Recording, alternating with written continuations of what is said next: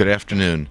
We're here at the Hotel Amsterdam during the Cannabiscup interviewing Mischka, a celebrity of note, a scholar of international acclaim, and an authority on, or perhaps a point of view from the French situation with respect to cannabis and Europe. Mischka, thank you for being here today. Hello.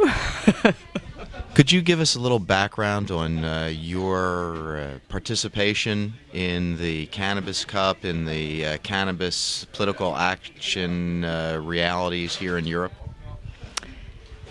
So there's several ways I could understand your question. If you mean why am I here asked as a celebrity judge, well, I would imagine it has something to do with the fact that I have written 3 books on the subject of cannabis over a period of almost 20 years. The third one came out very recently, and actually printed on hemp paper, of course, and it came out actually at the same time as I was having a trial in Paris that attracted some attention. I was being sued by Gabriel Nejas for slander.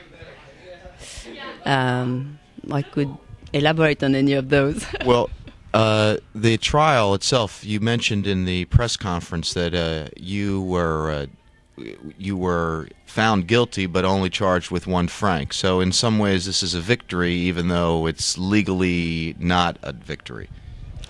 Yeah, it's a defeat for me, but it's a defeat that had its good sides. One of the good sides was that there was a lot of media coverage, and most of the media coverage went in what I would call the right direction, and also the judgment itself signified, I think, quite clearly to Gabriel Nejas, that although he wins this time, it could be the last time and not to try it again. I see. And was this over cannabis? I'm not familiar with the details of the case. Well, it's not one of those cases in which you can go very easily. Very easily in a short time. What you can say that Gabriel Nejas is the scientist that has been given Western governments good conscience on scientific ground, so-called, for saying that cannabis is a deadly substance. Right, potentially dangerous. That it destroys your brain, that it makes you infertile, that different times at different periods over the last 20 or 30 years, he's come up with different scares, which were that men would grow breast, or that there was that you would get AIDS from smoking cannabis and so on. I see. So you should always wear a condom when you're smoking cannabis. Is that what his recommendation is? It's not exactly quite like that. Well, now you are a scholar and you've written these 3 books about cannabis. Could you tell us about the latest one? Okay, the latest one. It's in French. I would really love to have it in English as soon as possible. It's called Le Chanvre, Renaissance du Cannabis, which means hemp, the renaissance of cannabis, or perhaps it would translate as the renaissance of marijuana. You could debate on that. In any case, it's a book. Okay, so we have this hemp revival, and it's something that's really interesting to look at, and it's very interesting to look at, not to say hemp is going to save the world, though hemp is a very interesting plant, and it has a lot to bring for building or paper or clothing or even food. But it's even more interesting to look at this phenomenon, the revival of hemp, as a social current, and see what it brings with itself, who it takes in, and what impact it's going to have on the prohibition of cannabis and on society at large. Because, of course, the fact that the hemp movement has connected with, say, the green movement gives it a very wide footage. No, that's not it. Any feet to stand on a large basis. So I think this is, to have pot smokers and green people come together under one banner, I think it's bound to have an impact on society and on the prohibition of cannabis per se. Well, the prohibition of cannabis brings us to the current question in the European Union about Holland's rather tolerant attitude towards it and the rest of Europe's, most notably France's, rigid prohibition of it.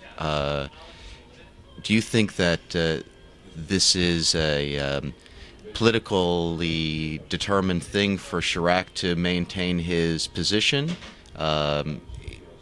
Making a lot of noise about something that in fact may not really be important. If this renaissance, if this flow towards hemp is coming, I mean, the French are growing it, as I understand. I think in this business, Chirac is just being faithful to his set of values. That his sensitivity, his friends, everything around him will tend to make him think, like he said publicly, that there is no such thing as soft drugs. No difference between cannabis and heroin, say. But okay, now we have Chirac, and tomorrow we'll have someone else. It's in a way more interesting to me, in any case, to go a bit further and look at things from a wider angle. And it seems to me that what we have now, okay, we have a drug war. We really have a drug war, and that is a war on people that take drugs. And one interesting aspect, at least the one I'm interested in this war, is that it's a global war. It's a planetary thing, right. And so we have the Americans and the French, who are the crusaders against it. And then of course we have Holland, that has for 20 years been the symbol of tolerance. And so we are at a very particular time in history, it seems, where at the very time when Holland is getting so much pressure from the French that they have to signify quite clearly to the rest of the world that okay, we've been too liberal. That's what they're signifying. They're sending those signals in a way by bringing the limit down to 5 grams and so on. But there is something that I find very interesting in this, which is at the same time they managed to move forward, I feel, towards the situation in Holland, though it could look like it's going back. In a way, it's also going forward, because now it's quite clear that you can grow 4 plants, whereas before it was only a tolerance. And I think we are nevertheless coming closer in Holland to the point where there will be a true legalization, while at the same time sending signals that it's not the case. And then, it's a long way around, but then I think the important thing is to see that in this war there are many fronts, and you can't judge what the state of the war is if you don't look at all the fronts, and if you don't look at the same time at what's happening in Holland and in Germany and in France and in Switzerland, where very incredible things are happening, and in Italy and all of these different Western countries. And there are small battles being won on all of those fronts, and so you have to take all of those battles together to try and imagine how much you've gained. Well, the French courtiers are using hemp in their latest fashions. I've heard that Armani and perhaps Gucci are introducing hemp products as part of their fashion. Is this what you've heard? Do you think that fashion will push hemp into the mainstream? Well, there is a keen interest for hemp in France, in couture, in the high fashion world. So it's always a case of, is there finding enough hemp fabric we're talking about now, and readily available, and at such a price that it can really go into the people that make a lot of clothes. A number of them are interested. There's still a number of there is more demand than supply at this point. That's part of it. And do you feel that countries around the world are beginning to plant it because this demand is going to create a market? Or will the legislation against growing hemp... There's a big confusion between growing hemp. You know, with American in particular have focused on growing because they can't grow hemp. So they focused on growing with the impression that if they were allowed to grow it, then all of the other problems would disappear. But the cruel fact is that if you are allowed to grow hemp and you grow hemp, all you have is, you know, dry stalks, and you're still a long way from the fabric. And so there was a way to process the stalk in the old days where you just stuck them in a pond and did all sorts of demanding manual work, which people don't want to do in this day and age in this society. So we really have to devise other ways. And other ways are being devised and have been devised. So now it's a case of who is going to make the large investment, and it has to be a large one, for a large-scale hemp processing to happen. So it's beginning to happen. It's in the process of happening in different parts of the world. It's happening here in Holland. It's happening in Germany. It's even happening in France. It's happening in a number of places. Well, it appears to be a fledgling industry, and as you said, needs an injection of big money to move it into a middle-range industry, is what I hear you saying. They were quoting $200 million as the sales for the hemp industry this past year, which is not what we would call a big industry, but it's growing. The point is that there is a number of people who have developed such a strong tie with the plants, cannabis, that they're willing to pay more for their clothes to have them made of cannabis, and they're willing to pay more for their paper. And so this demand for something that didn't exist has in itself created products that weren't around anymore, which is something quite fascinating, unlike anything else that I know of. Well, let's turn to a more personal side. You're a proponent of this revolution in cannabis. How did you get involved with cannabis in the first place? Well, a long time ago, really long time ago, because anyway, I immigrated to Canada, and I was a teacher in those days, and I came with all of the preconceived ideas that one had, and many people still have in France about cannabis. I thought it was something, you know, don't touch it, whatever you do, don't touch it.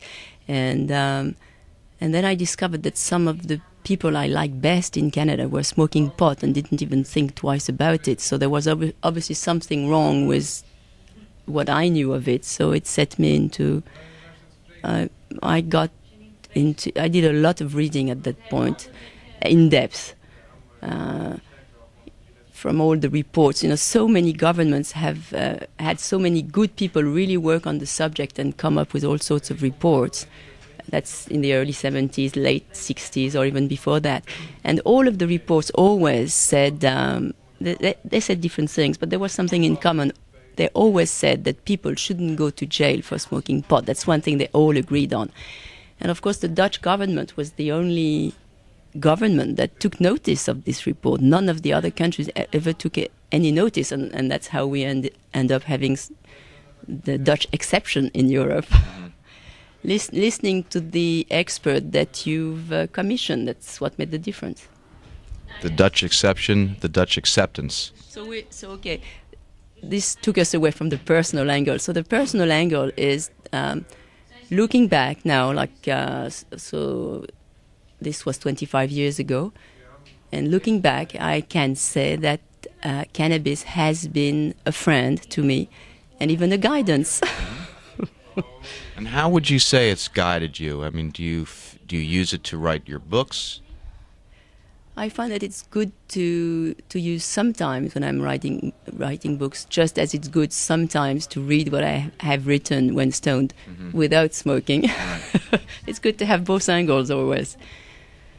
Well, the altered state of consciousness, once you've acknowledged that there's more than one, the possibilities are endless. So certainly the creative aspect applies itself well to cannabis smoking. I wanted to know how you felt about the Cannabis Cup. I wouldn't say that this has been a particularly good weather for partying and enjoying oneself. So, have you had a good time? I've had a good time. I always have a good time when I come at the Cannabis Cup, and this I think is my fourth. I always have a good time because, coming from France, this is the land of freedom as far as smoking pot is concerned, and this is great. But the main reason why I have a good time when I come here at this time is because you can meet all these great people. I'm really happy to meet Denis Perron, for instance, and this is a great place to do it because, we're each out of all those things that eat up our lives and free to meet. And that's good. That's how you make strong connection with the people that are doing things. And this is how a sort of it contributes to making a network happen, to taking us all into a network. And as I said, it's a planetary war, and it can only be won, I think, when unite. Stoners of the world unite. Is it? Right.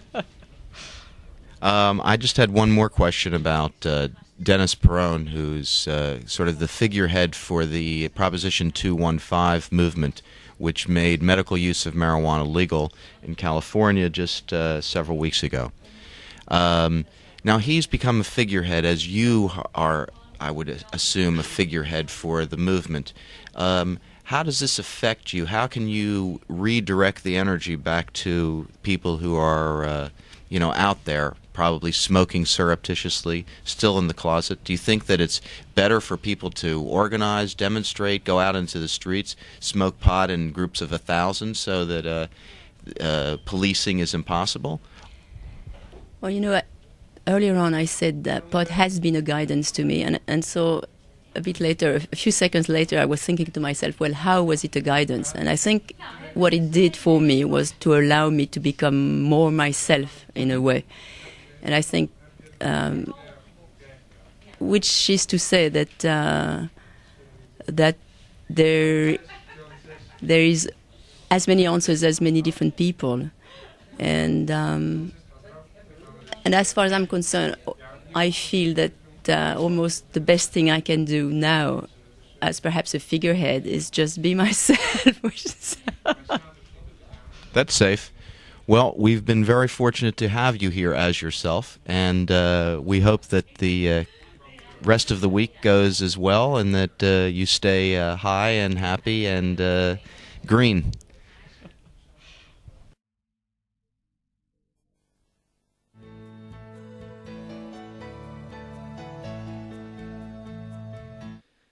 Stephen Gaskin is een bekende cannabisactivist uit de Verenigde Staten. Hij schreef onder andere dit boekje Cannabis Spirituality en we praten met hem in Mystère.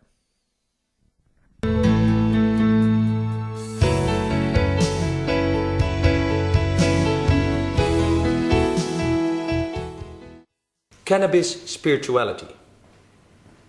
Stephen Gaskin is a man who not only went or took the road in the 70s and has started a community called the Farb. Right. But in the recent years you have been very active in cannabis, even to the point that they put you in jail for a while. Well, I was in jail some time ago. I was in jail in 1974 and 75. But I've never given up the idea that it is between me and my own mind and not the state's business at all. Do you think that attitude, that the state should not interfere in things like cannabis, is slowly gaining ground in the States? I think it is beginning to, because the United States, from being such a huge country, is kind of a slow learner, and people are just catching on to the idea that maybe white people who live in rich suburbs are a minority too.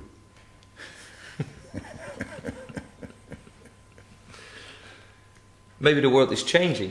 Definitely politically, this Proposition 215 in California is a major... This illustrates the schizophrenia of the United States, because in the same election, Proposition 209, which is a very mean-spirited thing about not educating the children of immigrants, passed with 55%.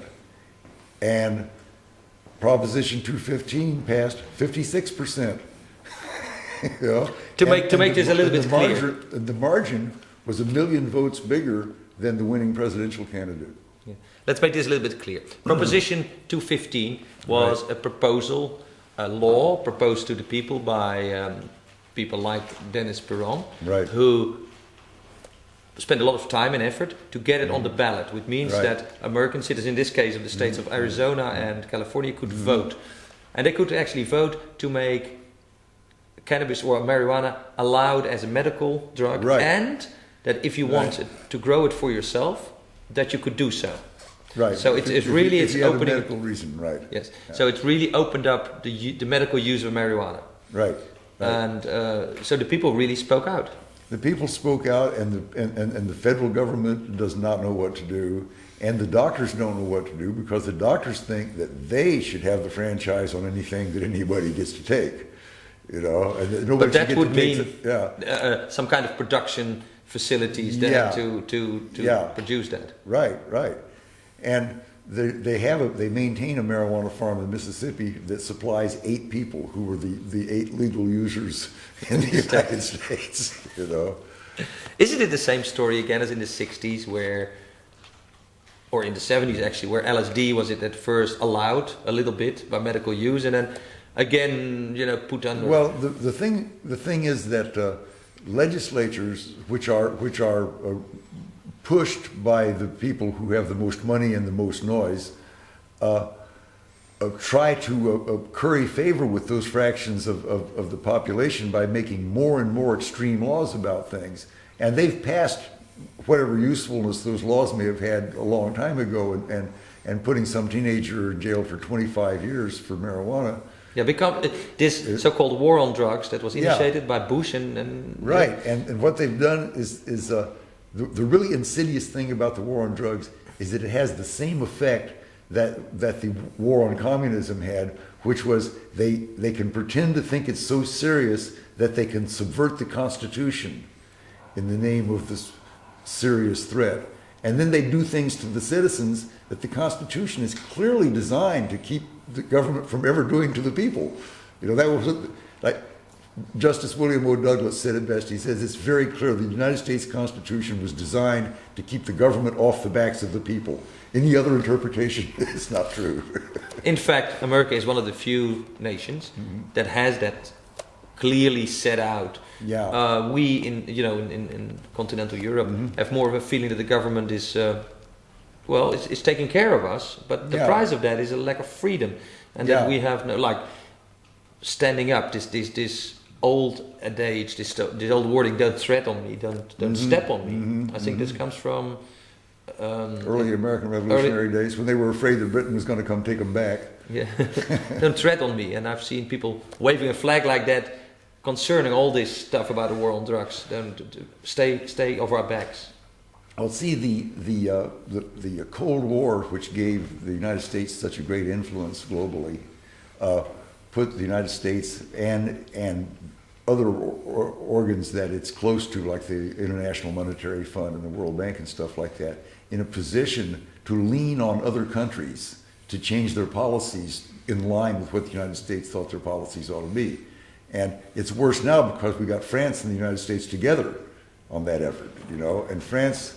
Yeah, but that is not only on cannabis, of course. No. It has been on like encryption of digital traffic and everything. Right. The Americans dream up an idea, yeah. and we here in Europe take it without much thinking, much critique. Yeah. We take the same thing, and then if America stops it like this Clipper chip for encryption, it takes a while before we wake up to the fact that they gave up. So why? Yeah. You hear politicians defend it with very seriously, while the Americans already gave up because it was a stupid idea. I used to think kind of idealistically that maybe we could give up international wars if there was something that was sort of like a world government, And I looked back at the League of Nations, and then I looked at the United Nations as this worked along and saw what that was like. And now I get to the point where I realize that there's a world government now. It's just that none of the people of the world have anything to do with it. And it's run completely of and by the multinational corporations that, and you know, I don't know, there's a list, you know, that shows which corporations are bigger than which countries. You know, and the list of the corporation size is bigger and bigger and bigger. And yeah, but it's typically American to fear that conspiracy of corporations, of people. Mm-hmm. I tend to say, well, there are auto conspiracies. Things happen. People get together and do things. So well, that's the only thing that makes it possible at all, and that's why you must be an activist when you recognize. You must be there. Because see, the thing about the conspiracy among the corporations, that's not a fanciful conspiracy or a paranoid conspiracy. It's that these corporations have sets of bylaws that direct them to grow in certain ways, and that those sets of bylaws in interaction with other companies create a de facto conspiracy. Mm-hmm. You know? Okay. And then you got to recognize that. When you recognize that, then you say, oh, this is like the weather or something.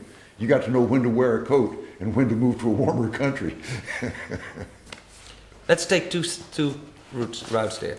One of this, when we talk about cannabis, there's this one side of it. Political side.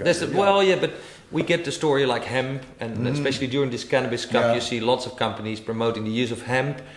I think partly because they see if the hemp is accepted, maybe the marijuana gets accepted. But that's one side, and many people talk about it.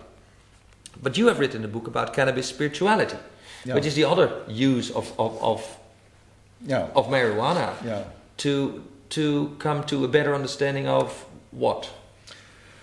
I think that in our modern world that people all have to grow a kind of a callus to protect themselves from the stresses, a shield, you know, to protect themselves from the stresses of the world, and that in many cases that becomes so habitual that they become somewhat distanced from real life.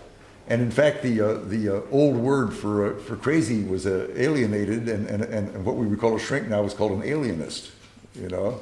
And that was because of that was you were outside of reality, you know. They would say, come to your senses. And that effect of marijuana of opening that shield but that has two sides again. That is wonderful. Well, opening to other people.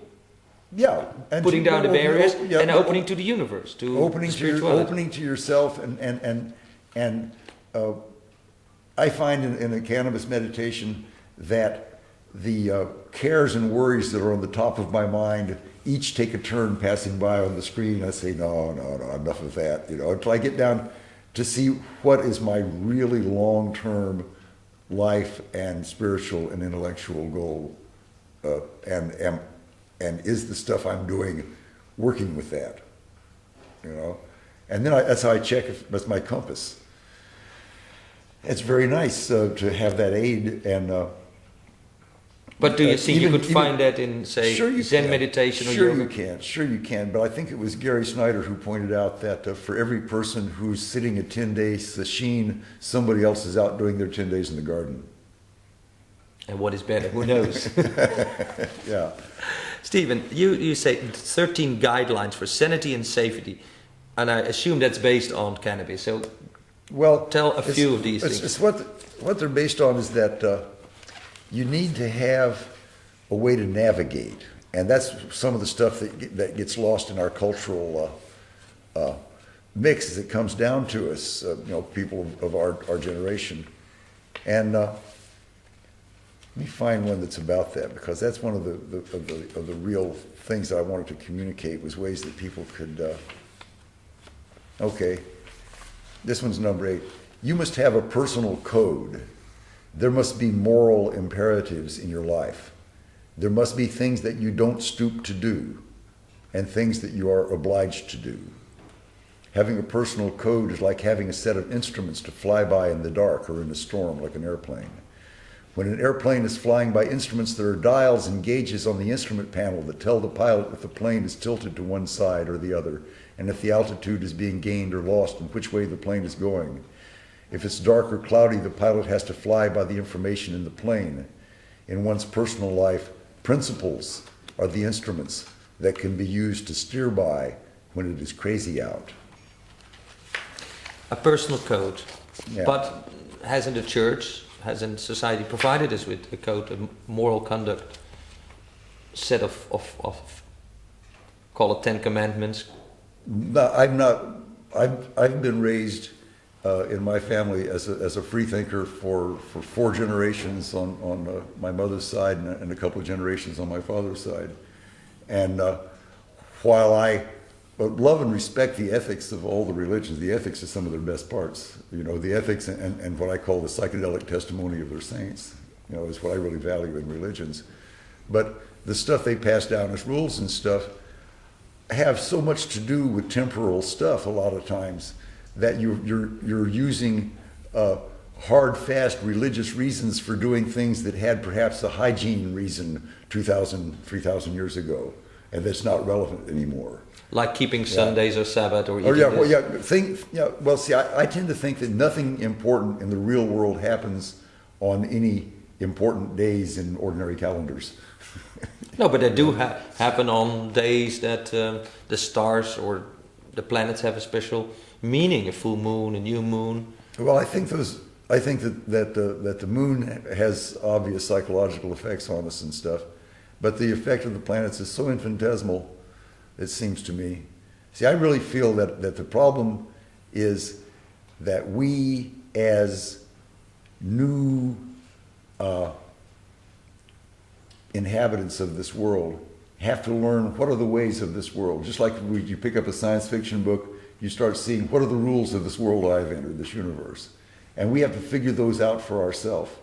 And as we figure those out, we behave in a certain way because of that.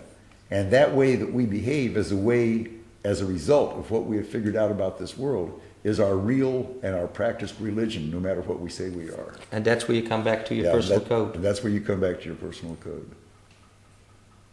You have been the founder, together with some other people, of the Farb, yes, which was a community that's, you know, a 60s community, really.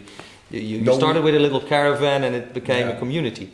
Now, the rules in that community, when you talk about personal code, were there rules in that community that you tried to align with your personal code? Would you say there's a set of laws that naturally developed? It was things that naturally developed. I never felt like that I had some revelation, which I was telling the hippies.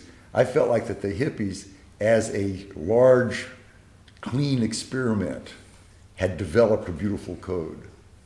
And that I was taking that code and editing it and cleaning it up and giving it back to them to see what they had made, you know. And when we got to the farm, there were certain things that we had to argue about, not whether we were going to observe certain things or not, but at what level was relevant to us. So there was a discussion that went on between this one guy and mostly the women on the farm of whether we were going to have ice or not, because this guy decided ice was so unecological because it took so much energy to do it that we shouldn't have ice, and that we should put a wet rag over our vegetables so they didn't wilt, right? Others of us felt like that we would like to have a refrigerator in our house. You know? Well, but that that's an ecological discussion, but more practical. But that's spiritual. That's spiritual. See, yes. Because did you get it or not? The refrigerator. We do have refrigerators in our house. No, but a practical thing, like in communities where people use marijuana or whatever, sometimes there's a choice between daily chores, like who is washing the dishes and is being stoned an excuse of not tending to those things. No, we didn't go along with that. We were more like the experiment in Jamaica where they found that there were people who smoke killer ganja and work hard all day. You know, and we were more like that. We might take a break or something. But what you're saying is that you did keep up like a practical thing. That was part of. See, if you really look at the Eightfold Path, what it basically gets Eightfold Path. Wait a minute, we're talking Buddhism here. Well, yeah. I'm not a Buddhist, but I like the Eightfold Path. Okay. And because it's about all of the ways that you either lighten your load on the world, or make it so the things that you do every day as a habit are helpful and not just for yourself, and that you have some ideals and overall goals that you're going to be helping the world with, and that then you have the problems of how to get your food and how to shelter yourself, and you work those equations together in the most graceful way possible, and this is your real spiritual practice of your life. You know, being a billionaire and sitting zazen so many hours a day is not the same as actually having a life, you know, and living it well. You know, it's. Did you feel your life has been worth it? Have you lived your life well? Oh, I'm so grateful. I felt that the hippies rescued me. You know, I was lost in a generation where my idols and gods was like Ernest Hemingway, and it was a hippie girl who said, Ernest Hemingway was this guy who was so afraid he had to sleep with the lights on. What? Had to be told this by some 18-year-old Are you implying girl. that with all these experiences, drugs, community living, you have overcome your fears, or at least you can truthfully say that you know where your fears are, and that well, I had different kinds of fears before I became a hippie, and I had the kind of fears that one tries to solve by like going in the Marine Corps like I did, and I was in combat in Korea, and that's the counterphobic and riding motorcycles fast. Yeah, but that's counterphobic. You have the fear and you go against it. Right. And psychedelics, grass, whatnot, set me free from that stuff. To now, I fear things like not looking in the right direction when I step into the street. Well, that's a very basic, survival. And that's healthy to have that. And in Korea, I developed the habit of ducking when I heard a gunshot, and I see no reason to try to stop that reflex. It was a healthy reflex. Yeah, even although now it's not. It may not be relevant, but I still have a tendency to duck when I hear a gunshot. You know, and it's like I'm not afraid of death. That doesn't mean if somebody came and tried to take me out that I wouldn't be one old ex-Marine fighting dirty, you know. But as far as the abstract, I sat with my father last year. He was 94, and I saw that he was ready, and I saw that he didn't begrudge the discomfort that he had, and that he was aware as he was passing that he stretched back to a time before cars and planes and electronics and all of that, and that he had gone from that to see space travel in his lifetime, and he knew he had been a long journey. He's 94 years old, and do you feel? I want to be as much of a gentleman about dying as he was. That's nice. Yeah. Do you feel that? Did you share with him your experiences with cannabis and other drugs?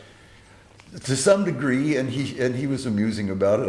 I got him to smoke grass with me one time, and he got to the relaxing place, and he sat back and kind of savored it for a minute, and he said, "You know, I wish that your mother did this instead of drinking coffee." Do you think that older generation understood a bit of what we were doing, what you were doing, the 60s, the 70s, this revolution? Yeah. That they, of course, they felt threatened, but all in all, did they accept that it was time? At first, they thought that I had thrown away my life because I had gone their route until I had become a college teacher, and I was teaching at San Francisco State University. And my mother thought she was home free. And then I became a hippie, you know, after teaching a couple of years. Yeah, but that took a while. But then in the long run, she saw that I believed in the spiritual revolution that I was doing, and that the people who were with me were nice people, that the ideals I had expressed had attracted nice, intelligent people, and that we had done great projects together, and that we were friendly with each other, and that for the most part we were honest and not backbiting with each other. And so she believed in us by who she learned us to be over the years.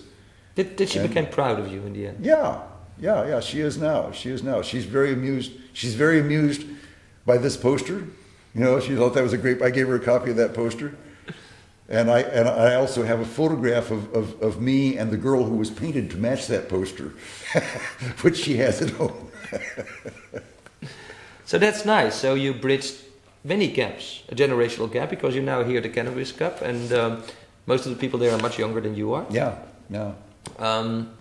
You and your wife even bridged the gap of birth, being very much involved with... Well, it's exciting for my wife to come here because Holland has one of the best midwife systems in the world. Yes, historical and tradition. consequently, you have some of the best birthing statistics and healthy childbirth outcomes in the world too. And we're always trying to tell them in the United States, if you want to see what it's like when you got a bunch of midwives, go look at Holland where they got a bunch of midwives. Yeah. But so you've been bridging. You have been bridging many cultures, in fact. And then coming back now to the present, is it time to make even more bridges, to bring this awareness from what you have, community, 60s feelings, really? I mean, make love not war is maybe a too vague a notion, but that what was the message was. To bring that to America, where we're still, over the past 25 years or 50 years, if I look at it, it has been engaged in war every 5 years or so. Yeah. The United States is so geared up by the Cold War that they don't know what to do about it. And Eisenhower knew that long ago. Eisenhower, when he went out of office, said that the most clear and present danger to the freedom of the world is the military-industrial complex. And that's about as straight as you can lay it, you know. And that's the one, with all of the budget cuts, the United States, down to where it went from there being so many cops that they were a pain in the neck to where there's not one when you need one. But they did not cut the military budget. And in fact, the president recommended a military budget, and the right-wing Congress gave them a couple of billion more than the president recommended, just to give them a tip, you know, fix them right up. And so they need an enemy. And the enemy is turning out to be their own young people, is their enemy. Yeah, but it has always been. It has been in the 60s. As far as I know, it must have been in France, whatever, 200 years ago. Why do governments pick their own people, their own rebelling, but thereby promising people, the ones with initiative, the ones with an idea and vision, and put them down? What is this thing in governments to do that? I think that the hippies scare them worse now than they did when they were young, because when they were young, they didn't actually have any power. Now, they actually have developed and have jobs and money and degrees and teach and do things and are part of the world and are the generation that will de facto take over the world because nothing stops the turning of time.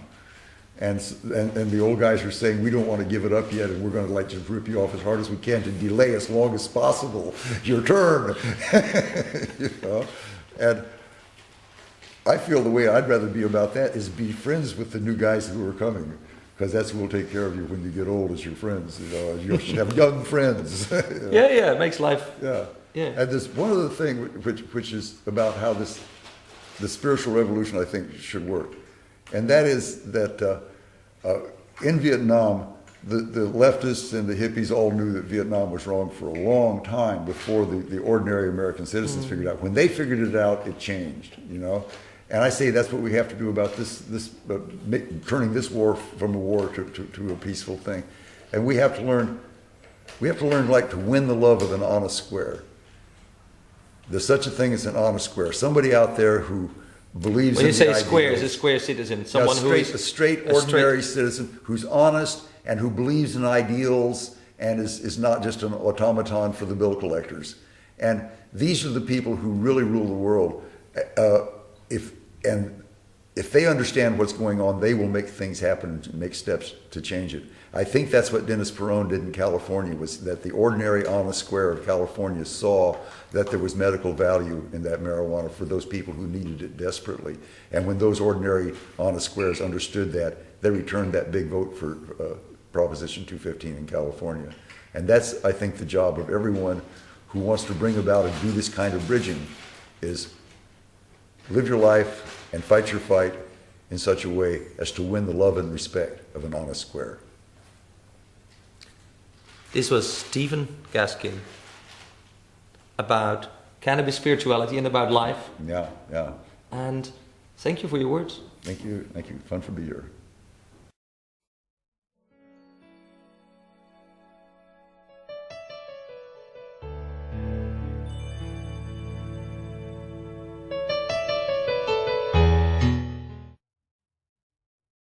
Good day. Hello, my name is Sala and this is Mystery Media. We're talking with Mischka. Mischka is a French-Canadian woman who has written a number of books about hemp, cannabis, and what to do with it. First of all, I feel like jumping in because no, I'm not French Canadian. I'm French And from France, France, Canadian. and besides, I'm Canadian. I have dual citizenship, but I'm not French Canadian, which is total different set of cultural references. The Québécois. Right. Yes. Where do you live? I have lived in Paris for the last 12 years, basically. And now this school year, because I have kids, so I tend to think in terms of school years. This school year, I'm spending in British Columbia in a little cabin in the woods. It's a good contrast from Paris. Yes, better air. But you have been a teacher before. I was. Yeah, and from that, you got involved with this thing called cannabis, marijuana. How come? Not as a teacher. Per se, but you were a would teacher. imagine, a teacher discovering that the students are smoking. Now, this is not what you're referring to. I think you're referring to the fact that the way I first encountered cannabis was when I was a teacher coming from France, arriving in British Columbia, early 70s, coming with straight ideas about things, and except about teaching, which is something that was close to my heart, and discovering that the teachers I really had something in common with were the teachers that were people that smoked dope in their leisure time, and which caused me to rethink the whole what I thought I knew about grass. Now, this was in the 70s. Yeah. I mean, it looked like in the 70s people were taking LSD, but was cannabis, was marijuana, even in Canada in those days, very common? Well, in this part, which was north of British Columbia, it so happened, I don't know, I haven't made any sociological studies. All I can tell is that I discovered that in the high school when I was teaching, the teachers, I hope they don't mind my saying that 20 years But even in later. those days, they used to smoke pot, and they didn't look like... They were young teachers. And were you amazed that they were not like lying in a corner like, oh, but they were reasonable, it wasn't normal that crude, but certainly it caused me to realize that there was something really positive about grass, which is something I couldn't have envisioned before. But or it's at quite... least there was something very positive for certain people. For certain people. In certain situations. It is quite a step from acknowledging that to what you have become as a writer and an activist and a spokesperson for the marijuana cannabis movement in France. And you have even taken, you have not been in jail, but you have been taken to court. Mm-hmm. Because you have accused a prominent spokesperson for the government, a doctor. No, not a spokesperson for the government. A sort of behind-the-scene advisor for the government, and a person who is primarily a scientist.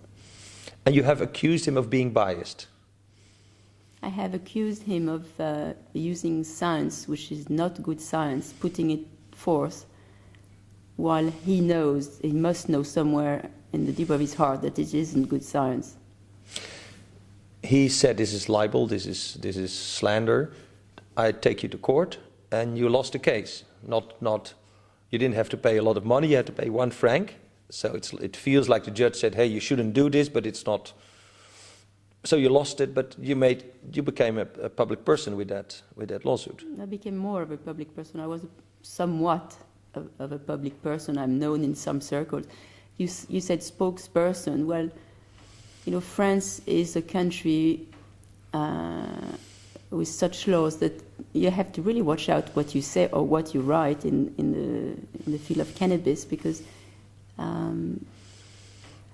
speaking of it in a favorable manner is, if you look at the law, it's it they could carries already jail take you penalty. to jail.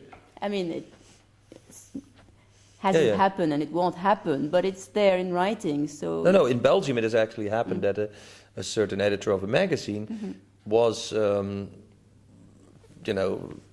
arrested because and got into a jail situation. I don't think he was convicted actually, but because a politician said you stimulate minors to use forbidden drugs, and he got into trouble with that. So that's more of the French-Belgium approach. What do you think about our Dutch approach? We're in Amsterdam, come on. Well, I think, thank God, the Dutch have been there for the last 20 years, showing those that care to look that there was another approach than repression. And it has its drawback, the Dutch situation, because the great part is tolerance, and the drawback is the law hasn't moved. It's not the drawback, but it's, where we are. It's still unclear. The law is still hasn't changed in all this time. And of course, the main problem for Holland is maintaining a balance between moving forward, because there obviously are people in political world that would like to actually change the law, and yet at the same time, so going forward as much as possible, and yet at the same time sending signals to Chirac and people the like French, him. the French people, the other European countries that sending a signal that no, we're not doing anything that you could feel threatened by. It's very funny. Dutch politicians feel like we shouldn't be the drug nation of Europe, and all the time in the news and the French newspapers come up with this story like the most, not only cannabis but also ecstasy, MDMA is made in Holland, and we are really the bad guy in Europe. Well, I go around the streets here, and it's a fairly clean nation, isn't it? Have you seen people? Well, I'm too old, they don't come to me anymore, so I couldn't tell. No, but it feels like the reality of all everyday life, and this political image that Holland has as a drugs nation is not correct. I don't feel Holland is a drugs nation, but if I read a French newspaper, it is like every second Dutch citizen is a criminal. Well, you have all sorts of newspaper, and so different newspapers use the image of Holland in whichever way they can use it. So some use it to say, look, isn't it horrible? And others use it to say, or try to use it, few voices are coming to say, using it to say, well, look, it's working. And as far as the public health is concerned, we all know that the Dutch fare so much better than the French, for instance, in drug. Media are very manipulative, I find. Sometimes there's French camera teams coming here, and they are just out to shoot like 5 minutes or 3 minutes of people with drug problems or house parties where half-naked people are really going out of their minds, and they take that and they show it in France to prove, oh, the Dutch, they are crazy. Instead of coming here and taking the whole picture, seeing where these people come from and what the reason was, and they take a very one-sided look, and even if they try to give the opposing view, it's black and white. Well, as you well know, we're in a society of no time for anything. So you have to go, I imagine their point of view is go to what will create maximum impact in the shortest time. So they want to go to those places. Yeah, headbanging, really. It's giving you hypnotic messages about what is good and bad, and the more clear it is, the more easy it is for people to understand, and therefore, we lose the gray area. Because this is where I stand in the whole cannabis dispute. For instance, this week we have Cannabiscup here. You're a celebrity judge. You've written books about cannabis. And I see a lot of hemp promotion. Now, I don't mind the plant. I think it's fine. It's as good as any other plant. Great, It's better in many respects. Well, fine. if it has technical merit, it's better twine, whatever. Great. But I see now all these fashion shows and whatever, and I have the feeling that people are using this technical aspects, that it's a good fiber and it can be used for paper and many good uses, as a stepping stone to get marijuana free. Well, of course they are, and but isn't that a little bit like? But you have to look at things the way they are, and because marijuana has been demonized, it's not something that you can't undo something like that with reason. It's to do more with emotions, demonizing. So they're opposing to one negative emotion, a positive emotion. This is a good plant. It makes good clothes. It makes good paper. And I think it's changing the image of the whole plant through, you have the rope and the dope, and through the rope side. Yes, rope and dope. Nice two sides. What we're Yeah. talking about is in fact the two Yeah. sides of the hemp I plant. think it's a way of, from the evil weed, it's becoming, A useful plant. yeah. No, But is that it's fair? more than Because it is an evil it's weed, isn't it? beneficent. It's Yeah, but it is an evil weed. We've spoken with a number of people who say it has great powers. Let's not beat around the bush. so it's But- not evil. It has a strong potential. It's not evil. It's not good or bad. It has a very strong potential. This is what it comes down to. It's very potent. which in some societies would mean that the government has to take a point of view, has to take a stand, because it is a potentially strong plant. Either way, even if yeah, you... but not in the way the government thinks that it is potent. I think it's very potent in that in some people, it does help some people. It has helped me in connecting with connecting with themselves, perhaps. Well, let me play the devil's advocate. Although I side with you on many points, I see that this happens, is that what the government fears is that it will become a recreational drug. What it fears that it will lower people's energy at work, that they become less interested in day-to-day life, that it's a sedative. Can you see that point? Yes, of course. Yeah? Of course, I can see that point, but And I mean, okay. I probably the government would like, or some people who make money from drugs, like drug companies, would like people to take Prozac rather than cannabis. But I think both things should not be used to sedate, to keep. So basically, you go back to two different ideals for society. You have two types, and one is.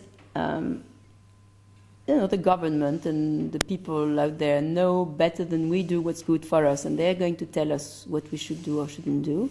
And the other is you're going to connect with what's good for you or bad for you, and you're going to take it into your own hands and do something about it. This is an old story. This I is side up with the... Yeah, but this is the second one. Qatars. This is the people who believe their own experience was it. We're talking organized religion, organized dogma, the church, the state, what we have now, versus those rebels, those people who take things in their own hand, who believe gnosis is in themselves. Yes? Mm-hmm. Fine, these are the two sides. What I see is, as an outsider, although I don't smoke, but I'm not opposed to psychedelics, but basically as an outsider, not having financial or whatever interest in it, I look at it and I see that they are just stupid, that the government and the cannabis promotion... The government and the smokers. ...are both like very one-sided. To give an example, just recently in Amsterdam, paddo's, which is a word, paddenstoelen, which means magic mushrooms, sprung up and became an over-the-counter item. The government asked for a report from this or that guy, and the report says, oh, well, magic mushroom psilocybin is not dangerous for public health. Now, I happen to know a little bit about it, and I think that's a wrong report.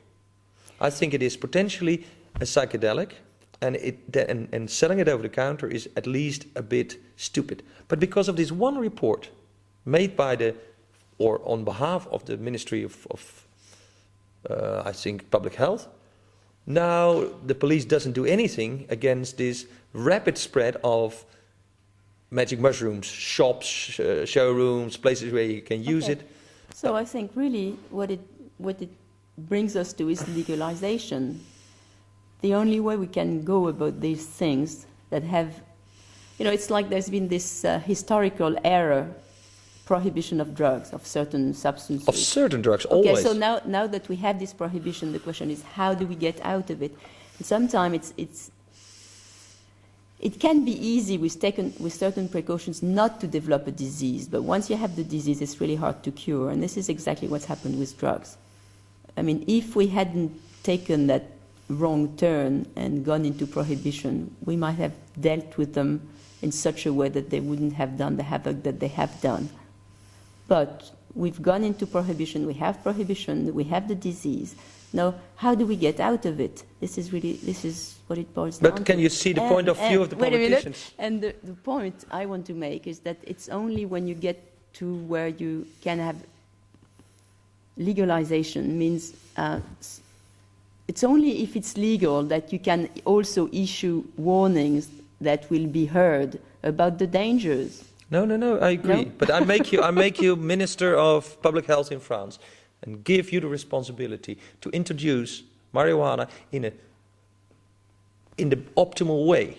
Because you realize if you would start selling it tomorrow without telling people what it is, like that's happening with mushrooms, although the shops do tell people what it is, but potentially you can buy it and take it. And if you take too much, it really gets you to a bad trip. If you have the choice to open up this whole thing, how would you do it? Now, I've thought about it. In Amsterdam, there is a political situation where we can do something about it. And really, with television programs like this, we can influence the public mind. But I'm not in favor of saying, hey, tomorrow everything should be free. I think we should plan to do that. And really to like what we're doing now is stupid. We say you can not grow at home or you can grow at home, but there cannot be, we can have coffee shops, but we cannot have organized delivery to the coffee shops, which is very, doing half. Of course, but that's part of, the situation the Dutch government has to deal with, because so as not to frighten the rest of the world. But anyway, okay, you make me the health minister in France.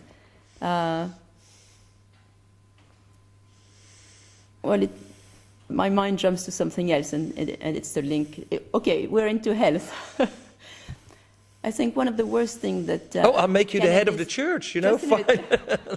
One of the things that most detrimental side effect of cannabis on the health of people that I can see at this point is stems from the habit of smoking tobacco and cannabis together, and which people don't do in North America, but which is the custom in Europe. And so what happens is people who smoke joints frequently, because they put tobacco in their joints, there is a call from their body for more at certain time, like we all do cigarettes. You say there's more of a habit-forming chemical. Well, of course. I mean, tobacco is very habit-forming, as we know. So